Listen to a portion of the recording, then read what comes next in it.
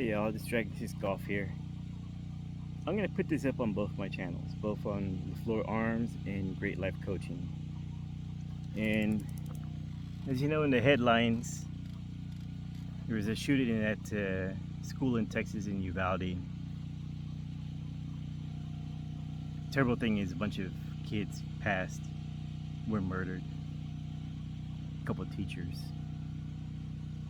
And in the news, they would have you fooled to think it's a mental health issue. It's a gun issue. Guns and mental health are interlooped in this, I believe so. But here's what the real problem is. We have a leadership issue. So our politicians from every level have failed us. They have too much power. So they say we don't have money to fix this huge problem, but we can send, I don't know how much we sent to Ukraine or other countries for aid. In the mental health field, we say we can't help others until you've helped yourself. So in the United States, we keep helping all these other people.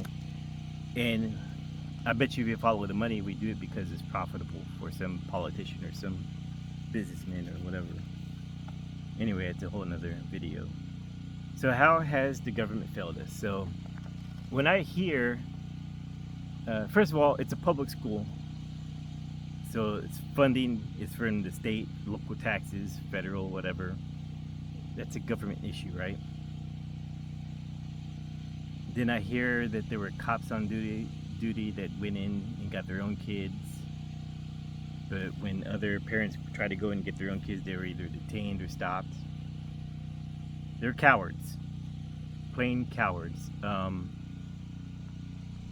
then they have the nerve to dress up like they're in the military, like they're in SOCOM video game or whatever, South Command. I say, give that up. Because you're not like the military, you never will be. Now, I'm not saying all of us in the military are heroes or whatever, but what made us great, especially when you have great leadership, you do stuff for your brothers and sisters in arms because you built a relationship, you've gone through training together, you've gone through a deployment together. You spend, for me, I was a tanker, so it was a 4-man crew in this little bitty space inside the tank, living with each other for months at a time. Get on each other's nerves, but in the end, there's nothing we wouldn't do for each other. So that's an example of a small community. So Uvalde is compared to big cities, a small community. If those cops don't have a sense of community where they didn't feel like it's worth risking their life for somebody else's child, that's a problem. Otherwise, what else are you a cop for? Police officer, whatever you want to be called.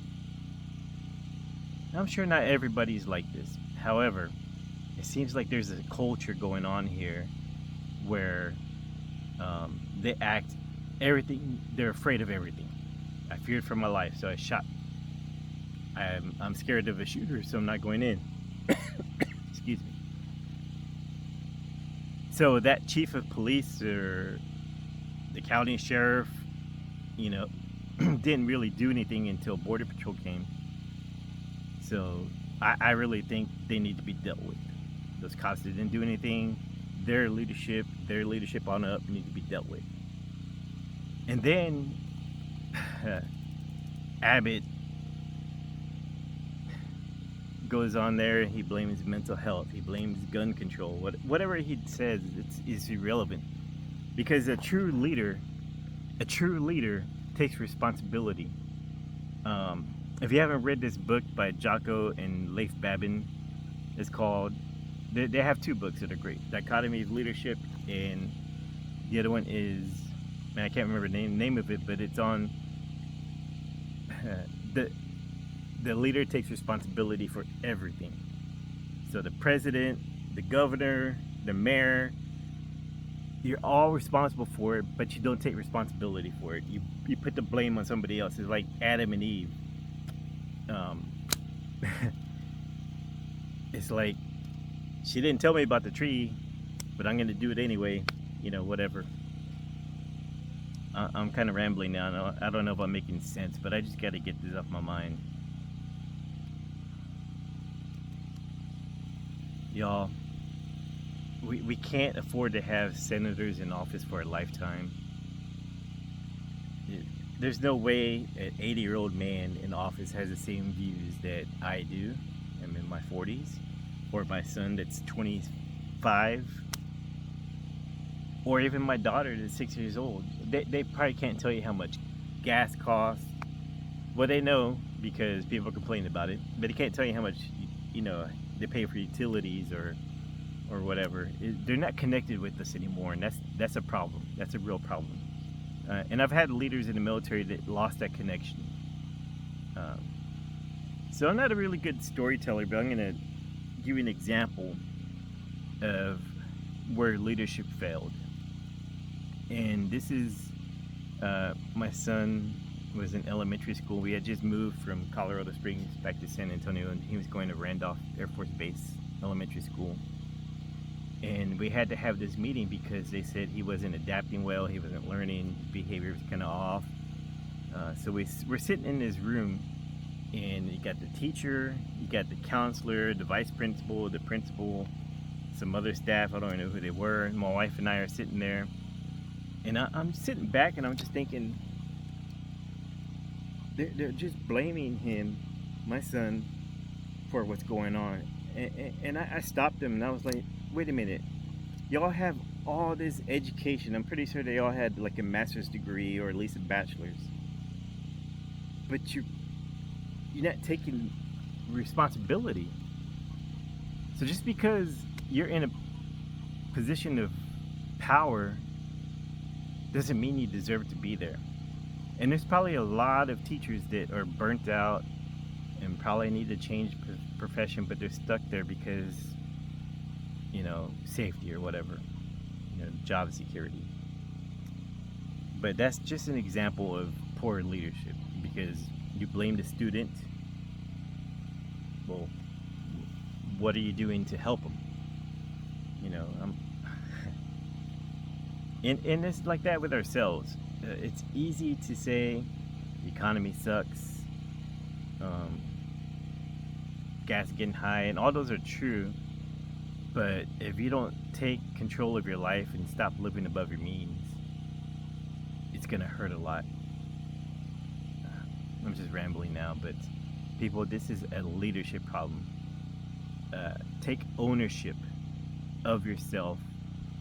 If any politicians or people in leadership roles are listening, don't be a manager. Be a leader. What's the definition of a leader?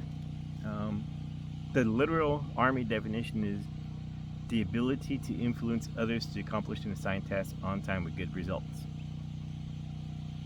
Y'all aren't influencing anybody to do anything good because we don't have faith in you. We don't have faith that you're going to make a good decision. You're going to throw money at corporations and just let the bad sides of towns bury themselves. Pour some money into programs to help give us some bootstraps, to pick us up off from poverty. And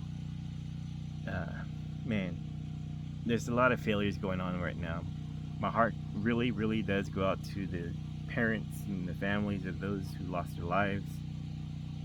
I know that day has changed you forever. As a trained counselor, I can tell you, you can go to grief counseling, but that scar will always be there. I'm not going to tell you it's going to get better because I don't know that.